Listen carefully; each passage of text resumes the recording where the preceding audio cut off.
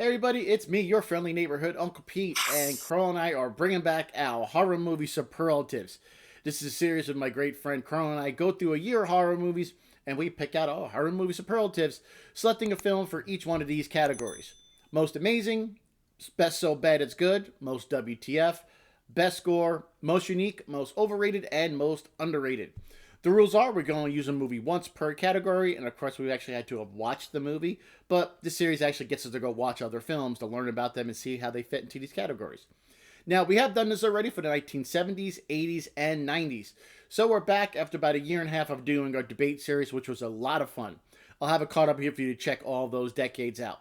We do use Letterboxd to see what list of horror movies came out for each year. Now, just like with our debate series, after you watch my video, you go to Karn's video, link in the description down below. And if you like, you go to the community tab on his page after you watch both videos, and you can vote for who you thought had the better picks, whether they most closely resembled your own or whoever you thought had the best justifications. And I believe Karn's even going to have a tie option as well. It's all in good fun. We're just talking horror movies, and if you're watching this, you love horror movies like we do. And most importantly, let us know what your picks are in the comments down below. We both love reading what other people picks for their movies, like learning, hey, why other people like certain stuff. It's so fun. So that should cover everything, but let's get down to business and pick out some horror movie superlatives for the year 2000. My pick for the most amazing horror film to come out in 2000 is Battle Royal.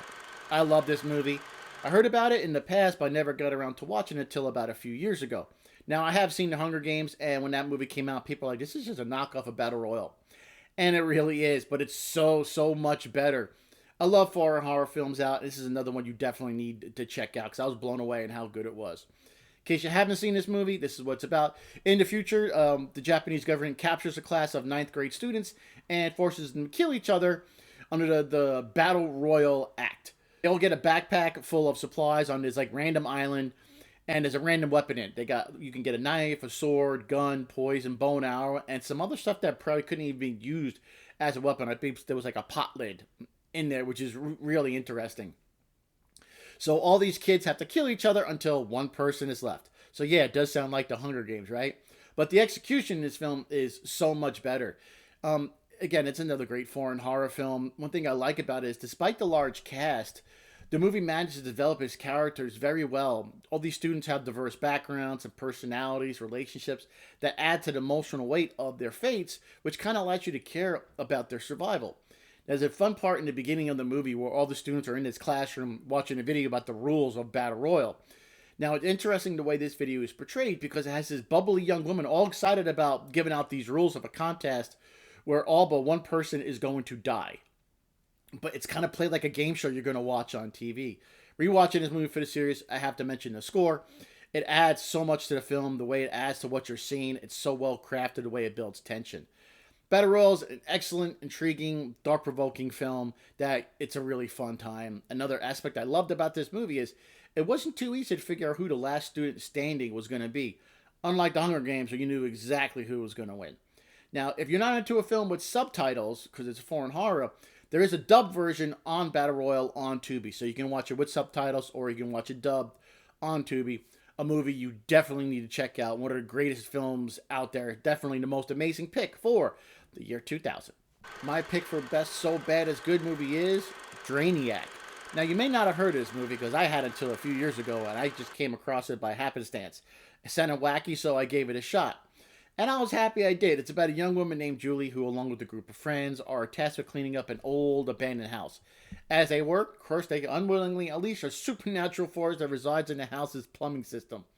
This is a very low-budget horror movie, and some of the reasons why I think it's great, so bad, good movie is the cheesy special effects. The practical effects are over the top and unintentionally humorous. You know, the bizarre, laughable monster designs add to the funny nature of this film and added actually to this film's charm. And of course, the campy performances, you know, the nonsensical dialogue can both be cringeworthy, but yet still entertaining, which is what you want for so bad it's good. The awkward delivery by the actors also adds to the unintentional comedy. The characters' exaggerated performances add to the camp of the film. And of course, the absurd plot. It's about a haunted plumbing system in a rundown house, which makes it kind of perfect for best so bad it's good film. That's a lot of fun to watch with some friends. It kind of offers a nostalgic trip back to the direct-to-video movies of the 80s and some throughout the 90s. But yeah, it's a great film to watch with some friends, have a laugh with some beers. So yeah, if you like So Bad, good qualities, check out Drainiac. My selection for the most WTF movie of the year 2000, Faust. Love it a damn. Man, do I love this movie. It's based off the comic book by Tim Vigil, which is about a man who sells his soul to the devil to gain supernatural powers and avenge his girlfriend's brutal murder. When he realizes that the price is the soul of his new love interest, of course, he turns on the devil. It is another movie with over-the-top performances. It's directed by Brian Usna, who also directed Society, Return of the Living Dead Part 3, Bride of Reanimator, Beyond Reanimator, The Dentist 2. All you can say are WTF movies, and this one is no different. If you like those, you're going to love this one. It does star Dr. Herbert West, Jeffrey Combs, and the actual Wishmaster, Andrew Divoff. This is a fun, crazy movie. Lots of WTF moments. It's got graphic violence and gore, including mutilation. Even the film's sexual content and nudity is kind of presented in a grotesque and a disturbing manner. I really can't show you any scenes since YouTube would kill me, but the performances are exaggerated and melodramatic, contributing to the campy and surreal atmosphere of this WTF movie. I can see someone putting this movie in the so bad it's good category, but I don't really feel it's too bad. It's wacky and crazy, but I just love it. It's a wild film. That's a fun time. But yeah, you could definitely put it in the so bad it's good as well. But I just love it too much to say it's bad. If you haven't seen this movie, give it a shot, and you'll say WTF throughout watching this movie. I promise you. Check out Jeffrey Combs towards the end of this movie, and you'll see one of the reasons why I selected this for the most WTF movie of the year 2000. And for best score, I went with, probably not a surprise to some, Final Destination. The gore in this movie is graphic and detailed, but without being overly gratuitous. But I think that's a great balance of shock value with the level of detail that makes each scene more believable and impactful. That's why I picked it for best score, because of the impact the kills have on the viewer, the way it builds tension before each gory scene, that suspense and anticipation of the gore make it more effective. Like when it finally happens, it really hits you. Some of the kills are just visceral, and you kind of feel what the victims are going through. Like when Todd has that rope around his neck in the bathroom and his eyes are all bloodshot and he's suffocating. You almost feel a little suffocated when that's happening.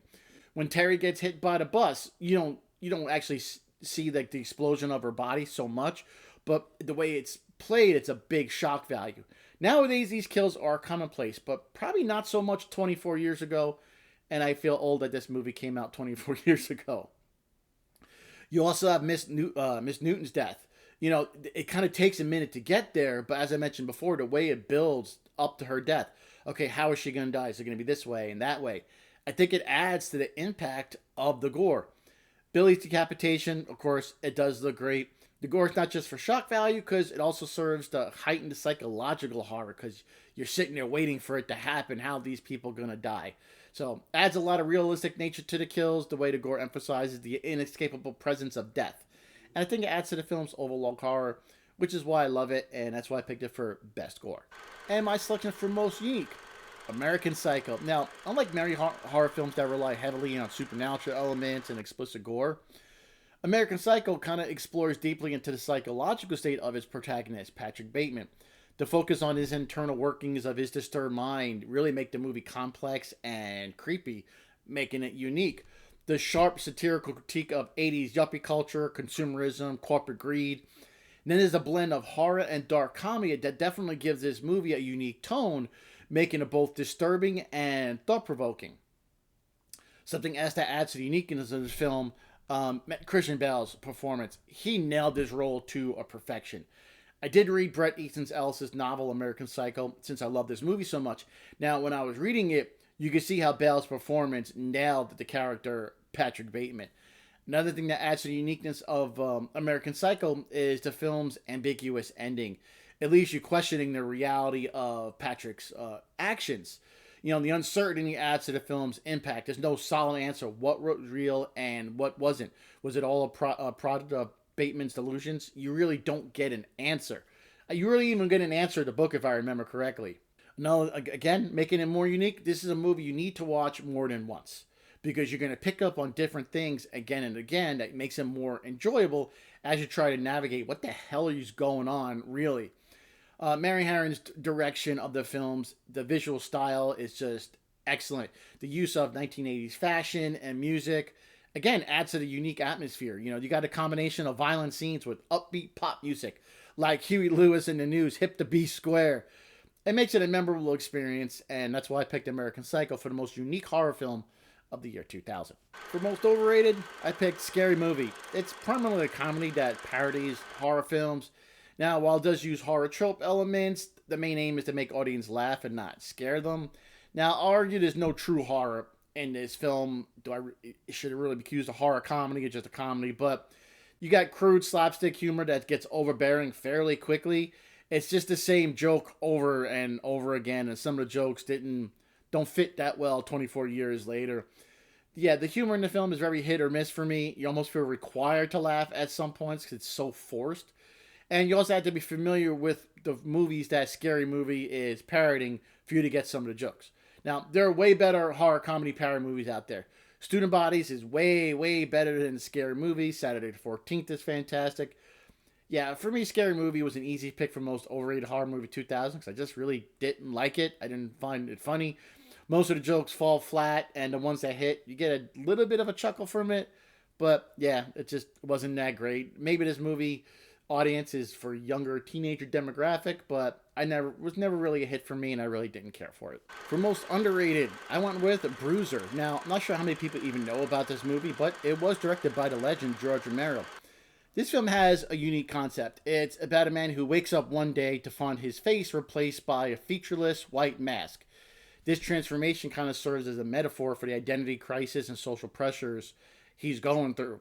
Now, it's not your typical slasher monster movie. It's more of a psychological unraveling of Henry, played by Jason Fleming, who does outstanding in this film.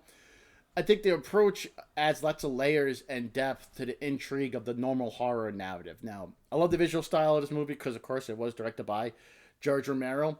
There's something intriguing about Henry's blank identity with his emotionless mask and how that balances with his internal struggles. You know, his wife is cheating on him. He's got an a-hole for a boss. It's not your typical horror tropes, but it adds so much. As I mentioned, the performances are really great here. Jason Fleming is a great protagonist. And you got Peter Stormare, who plays a despicable corporate villain that you just love to hate. Another thing I love about this movie, it does star the wonderful genre legend, Tom Atkins. Any movie that has Detective Ray Cameron in it, you know, it's always going to be go with me. And I think what the cherry on top for me is there's a musical performance from one of my favorite bands ever, the Misfits. They even made a song, Bruiser, for this film.